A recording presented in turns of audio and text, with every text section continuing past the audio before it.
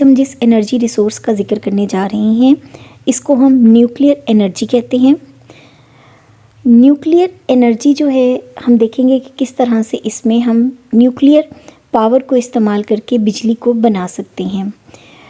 होता ये है कि इसके लिए हमें न्यूक्लियर रिएक्टर जो है वो दरकार होता है, जिसमें हमारे पास न्यूक्लियर मटेरियल या रेडियो एक्टिव मटेरियल मौजूद होता है।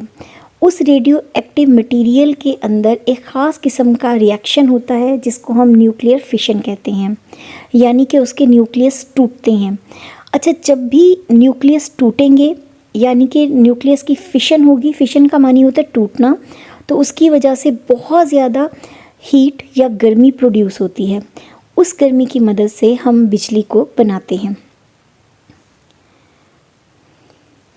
अच्छा, अब हम बिजली को किस तरह से बनाते हैं? न्यूक्लियर फिशन की वजह से होता ये है कि इस प्रोसेस में सबसे पहले हमें न्यूक्लियर मटेरियल जो है वो दरकार होता है।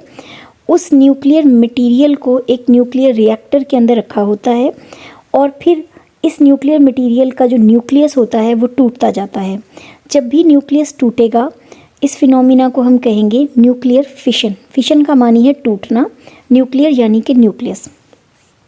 जब न्यूक्लियर फिशन होगा तो बहुत ज़्यादा हीट या गर्मी प्रोड्यूस होगी। उस गर्मी की मदद से हम क्या कर सकते हैं कि हम वाटर को हीट अप करेंगे। जब पानी गर्म होगा तो वो बुखारात में या स्टीम के अंदर तब्दील हो जाएगा।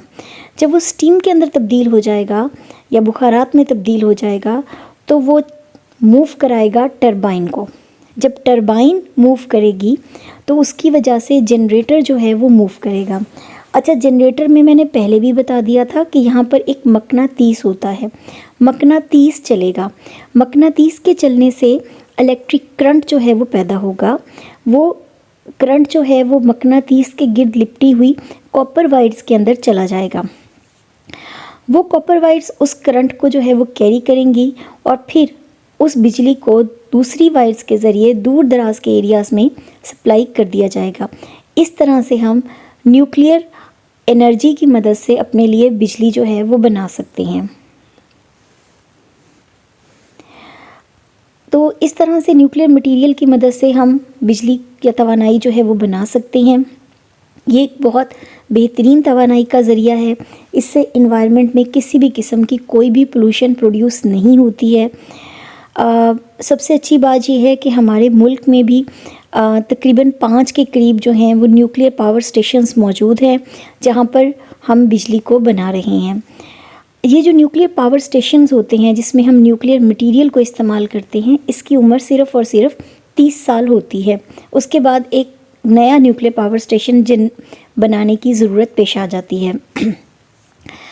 इस तवानाई को इस्तेमाल करके किसी भी किस्म का माहौल का कोई इशू नहीं बनता, लेकिन इसमें सबसे अहम बात यह है कि जो हमारे पास रेडियो एक्टिव वेस्ट बनता है इसको बहुत अच्छे तरीके से संभालने की ज़रूरत होती है। ठीक है, इसके लिए स्पेशल सेफ्टी मेजर्स जो हैं वो करने चाहिए हैं ताकि ये रेडिएशन स्प्रेड ना हो, अदरवाइज़ ये बहुत ज़्यादा हार्मफुल हो सकती है। तो जितने भी एरियाज़ होते हैं जहाँ पर न्यूक्लियर पावर स्टेशंस होते हैं, यहाँ पर स्पेशल सेफ्टी मेजर्स पे काम किया जाता है ताकि जो वेस्ट प्रोड्यूस हो उसको सही तरीके से टैकल किया जा सके। फॉर द टाइम बीइंग, अल्लाह हाफिज़।